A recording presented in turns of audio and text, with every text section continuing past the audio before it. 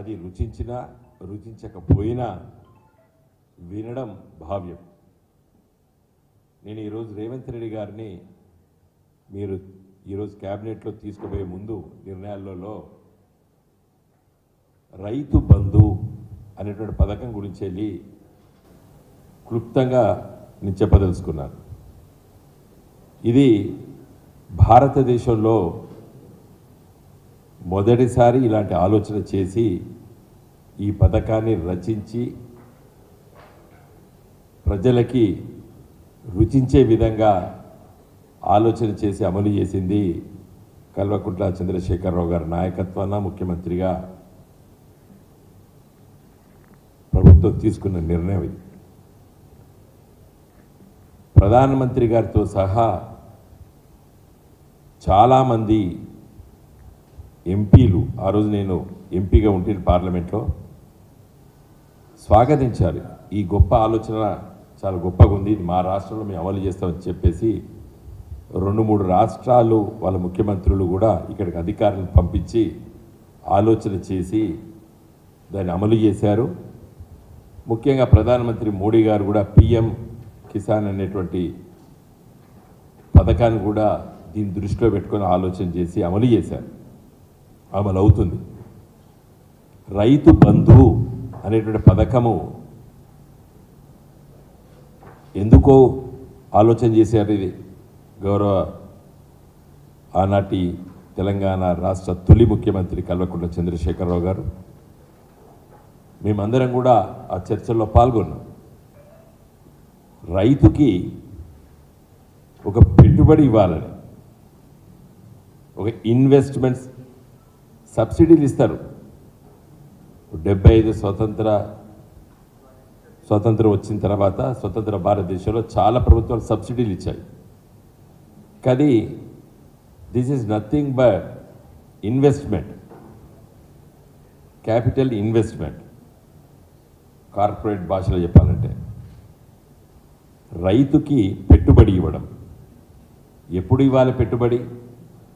రేవంత్ రెడ్డి గారు కూడా, మరి వారు వ్యవసాయం చేశారో చేయలేదో నాకు తెలియదు, కానీ వ్యవసాయ కుటుంబాలు సామాజిక వర్గంగా చూస్తే మనకందరికి తెలుసు, రోహిణి కార్తీ వచ్చిందంటే, అంటే మే చివరి వారంలో వస్తుంది రోహిణి కార్తీ. ఇంకొక 10 రోజులు అయితే రోహిణి కార్తీ వస్తుంది. రోహిణి కార్తీ వచ్చిందంటే తొలకరి జల్లులు పడతాయి, స్టార్ట్ అవుతుంది. ఎండ బాగుంటుంది తీవ్రంగా, అయినా వర్షం పడుతుంది. రైతు ఏం చేస్తాడు? సన్నకారు చిన్నకారు రైతులు బిక్కు బిక్కు అనుకుంటా అప్పు కోసం మరి ఆ ఊర్లో ఉన్నటువంటి ఆసాముల దగ్గర కానీ లేదా పెట్టుబడి పెట్టేటువంటి వ్యక్తుల దగ్గర తిరుగుతుంటాడు.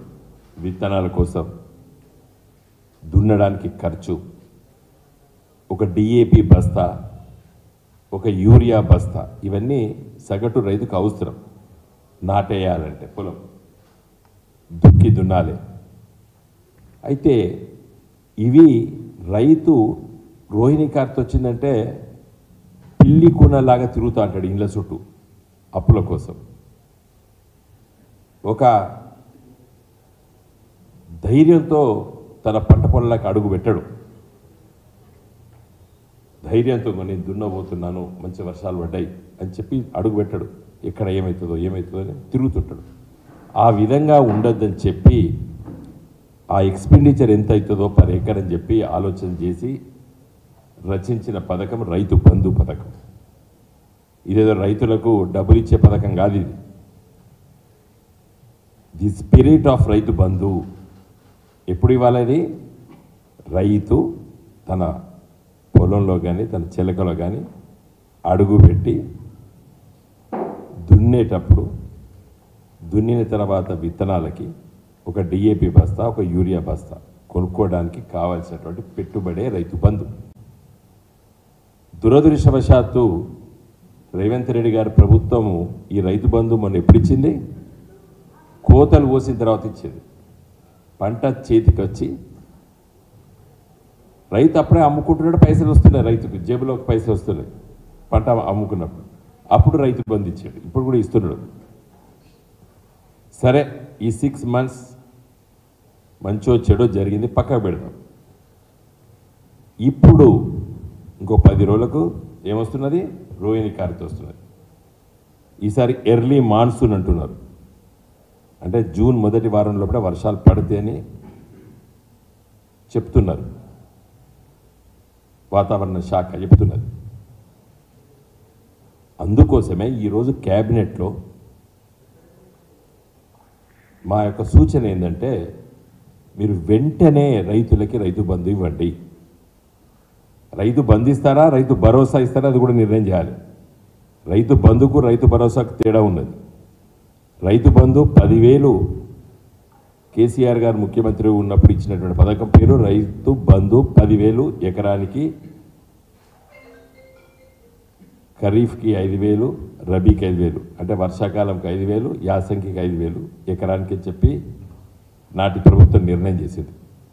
మీరు ఎన్నికలప్పుడు ఏమన్నారు, రైతు భరోసా అని దానికి పేరు పెట్టారు, పెట్టి 15,000 చేశారు, అంటే 7,500 రూపాయలు ఇవ్వాలి ఇప్పుడు మీరు ఎకరానికి.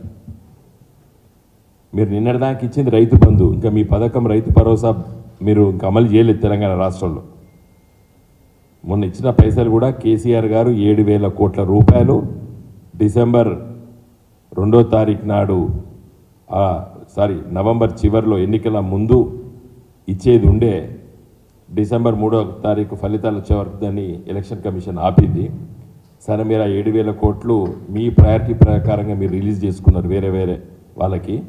ఇంకా మొన్నటి దాకా 7,000 కోట్ల రూపాయలు కేసీఆర్ గారు రైతు బంధు డబ్బులు ఇచ్చిండు రేవంత్ రెడ్డి గారికి, అప్పచెప్పాడు. సరే, మీరు వేరే దానికి వాడుకున్నారు, మొన్నటి దానికి ఇస్తూనే ఉన్నారు, ఇంకా చాలామందికి ఇవ్వలేదు. కానీ మీ పథకం రైతు భరోసా పథకము ఇప్పుడు అమలు కావాలి.